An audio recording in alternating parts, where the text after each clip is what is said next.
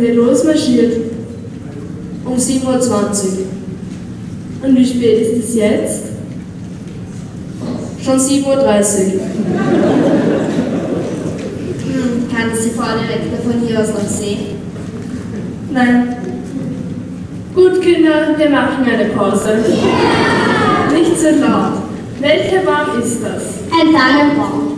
Sehr brav. Kannst du mir noch andere Bäume nennen? Ein Lindenbaum. Super. Und du, Lissi? Ein Ahornbaum. Sehr gut. Und du, Alina? Der Purzelbaum. Der Neurolog ernährt sich von Insekten. Unter den Insekten gibt es welche, die sich vom Blut des Menschen ernähren. Nennen wir solche Insekten. Der Floh.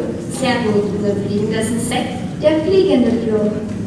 Den gibt es ja gar nicht. Auch waschen für den Papa, der im Sommer bei offenem Fenster nicht schlafen kann. Auch das Finanzamt. Falsch. Lissi? Die Mücken. Sehr brav. Und was sind diese Mücken für Tiere? Mücken sind Tiere, aus denen man Elefanten macht. Daniel? Wo ist der Daniel? Bin schon da, Herr Fachlehrer. Wo warst du denn so lange? Ich war mit den Hansi Schwammerl suchen. Ihr solltet doch bei der Gruppe bleiben. Ich möchte euch noch den Waldfriedhof zeigen. Ich muss nur überlegen, wie wir da am schnellsten hinkommen. Wenn Sie die Schwammerl essen, die ich und der Hansi gebrockt haben, sind Sie gleich dort. Lach nicht! Du sei nicht so frech. Wir haben also in der Biologie von den Dramen in der Tierwelt gesprochen und dass der Schwächere immer das Opfer des Stärkeren ist. Die Natur ist aber groß und hat für alle vorgesorgt. Gib mir ein Beispiel dafür, Kathi. Die Katze. Genau da, wo sie die Löcher im Fell hat, sind die Augen. Unsinn, damit meinte ich die Natur, die den Tieren Schutz gibt. Ja, den Tierschutz. Nein, zum Beispiel die Schnecke mit ihren Häuschen. Wer kennt noch so ein Beispiel, Lisi? Krebs. Gut, Sarah? Schildkröten. Ölsardinen. Falsch. Wieso? Der Schutz der Tiere liegt auch in der Schärfe ihrer Sinnesorgane. Wer sieht zum Beispiel besser als der Mensch? Der Adler. Wer hört besser? Der Hund. Und wer riecht besser als der Mensch, Lisa? Das Veilchen. Der Maulwurf hält einen Winterschlaf. Nenn mir ein anderes Tier, das einen Winterschlaf hält. Immer ich. Als wenn es keinen anderen geben tät. Ein anderes Tier. Ein anderes Tier, das sich zusammenrollt. Der Walrops. Du, Strohkopf.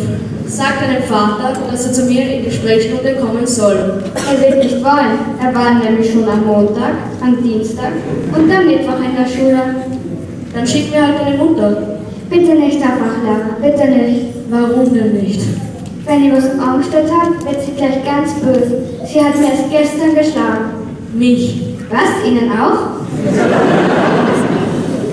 Nein, du kannst kein Deutsch. Ja, ich habe mir erst vorige Woche eine neue Wörterbuch gekauft, aber es hat noch nichts gehelfen.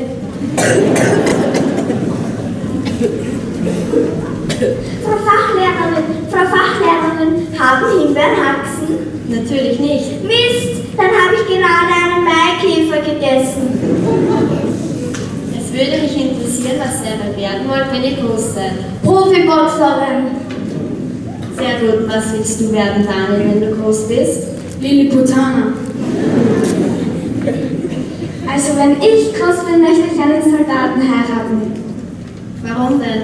Die können putzen, Betten machen und befolgen Befehle, ohne zu widersprechen.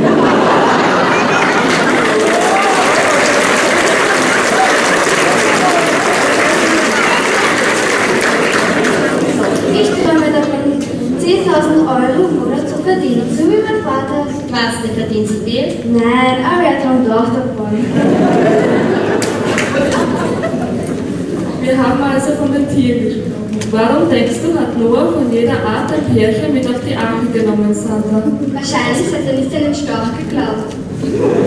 Was die Menschheit betrifft, so hat die Völkerwanderung große Veränderungen mit sich gebracht. Erzähle mir was davon, Lissi.